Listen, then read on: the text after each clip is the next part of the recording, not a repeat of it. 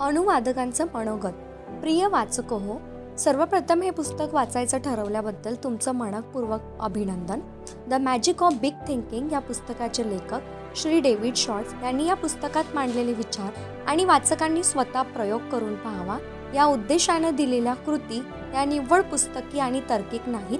त्यांच्या मागे अनेक थोर आणि सर्वकालिक विचारवंतांचे विचार तर आहेच, पण स्वतः श्री शॉर्ट्स यांनी स्वतंत्रपणे विचार करून थोरा मोठ्यांच्या विचारांची आपल्या दैनंदिन जीवन व परिस्थितीशी सांगड घातलेली आहे आणि त्यानुसार यातल्या कृती तयार केलेल्या आहेत.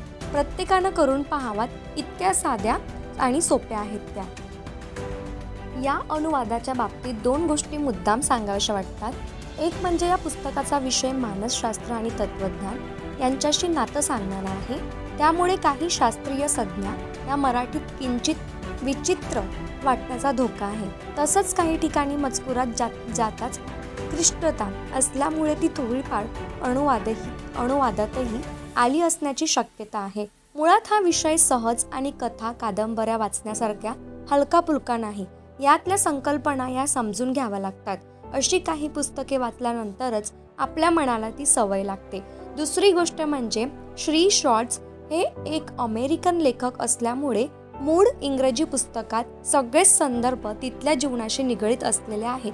पुस्तकात दिलेली उदाहरण म्हणून सांगितलेल्या घटनांमधली स्थळ, व्यक्तीचे नावं, वेळोवेळी यांचा उल्लेख आलेला आहे. ते अमेरिकेचे माजी राष्ट्राध्यक्ष या सर्वच गोष्टी संपूर्णपणे अमेरिकन आहेत.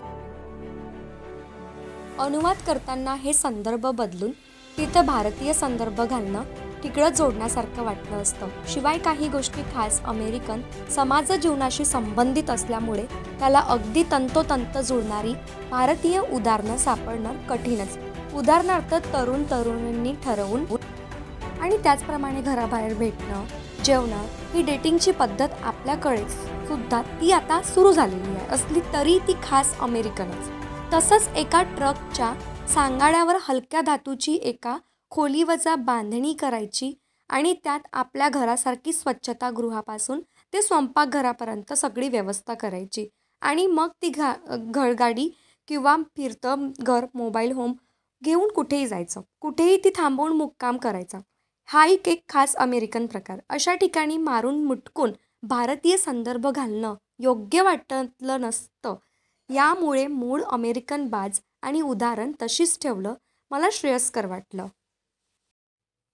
आणि व्यक्तीच्या नावाच्या जागी अ, ब, क, ड अशी मुळाक्षर वापरणं ही कल्पना नावांची आद्याक्षर वापरण्यासारखी असल्यामुळे तिचा वापर अनुवादात केलेला आहे. काही ठिकाणी नुसतं श्री असंही संबोधन वापरलं आहे.